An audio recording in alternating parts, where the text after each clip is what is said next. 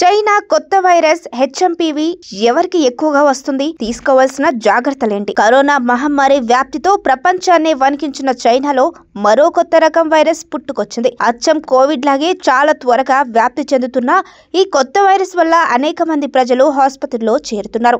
దీని కారణంగానే చైనాలో హెల్త్ ఎమర్జెన్సీ ప్రకటించినట్లు కూడా వార్తలు వస్తున్నాయి. మరి ఈ స్థాయిలో విజృంభిస్తున్న ఈ వైరస్ ఏంటి? ఇది ఎవరిలో ఎక్కువ సోకుతుంది? అసలు ఎలా వ్యాపిస్తుంది? రాకుండా ఉండాలంటే తీసుకోవాల్సిన జాగ్రత్తలేంటో మనం ఇప్పుడు తెలుసుకుందాం. కొత్త వైరస్లకు రోగాలకు జన్మస్థలమైన చైనాలో తాజాగా మరో కొత్త వైరస్ కలకలం రేపుతున్న విషయం అందరికీ తెలిసిందే. ప్రపంచాన్ని గడగడలాడించిన కరోనా వైరస్ లాంటిదే మరో వైరస్ చైనాలో వ్యాపిస్తోంది. కరోనా లాగే ఈ వైరస్ చాలా వేగంగా వ్యాప్తి చెందుతూ జనాలను ఆసుపత్రులకు పరుగులు పెట్టిస్తోంది. కరోనా సమయంలో ఎలాంటి పరిస్థితులు ఉన్నాయో ప్రస్తుతం చైనాలో అలాంటి దృశ్యాలే కనిపిస్తుండడం ప్రపంచ వ్యాప్తంగా ఆందోళనకు గురిచేస్తుంది. ఈ కొత్త వైరస్ పేరు హెచ్ఎంపీవీ. దాదాపు కరోనా వైరస్ లాంటి లక్షణాలే దీంట్లోనూ ఉంటున్నాయి. ఒకరి నుంచి మరొకరికి వేగంగా వ్యాపిస్తుంది. తుమ్ము, దగ్గు, లాలాజలం ద్వారా వ్యాప్తి చెందుతుంది. కరోనా లాగే గాలి ద్వారా వ్యాపించగలదు. దగ్గు, తుమ్ములు, ముక్కు కారడం, గొంతు నొప్పి, తలనొప్పి లక్షణాలు ఉంటాయి. శ్వాస తీసుకోవడంలో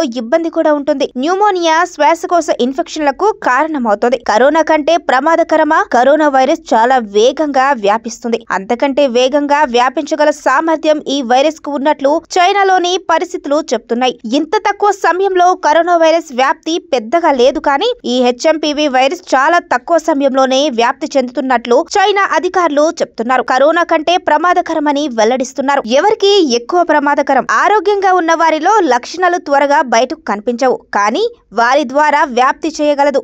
5 సంవత్సరాల కంటే తక్కువ వయసున్న చిన్నారులు, ముఖ్యంగా శిశువులు, అలాగే 65 ఏళ్ల పైబడిన వృద్ధుల్లో లక్షణాలు త్వరగా కనిపిస్తాయి.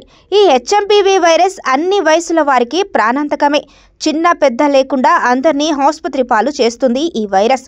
దీర్ఘకాలిక వ్యాధులు, టీబీ, శ్వాసకోశ వ్యాధులు, క్యాన్సర్, హెచ్ఐవి వంటి వ్యాధులతో బాధపడే వారికి మరింత ప్రమాదకరమని వైద్యులు చెప్తున్నారు. చికిత్స ఎలా?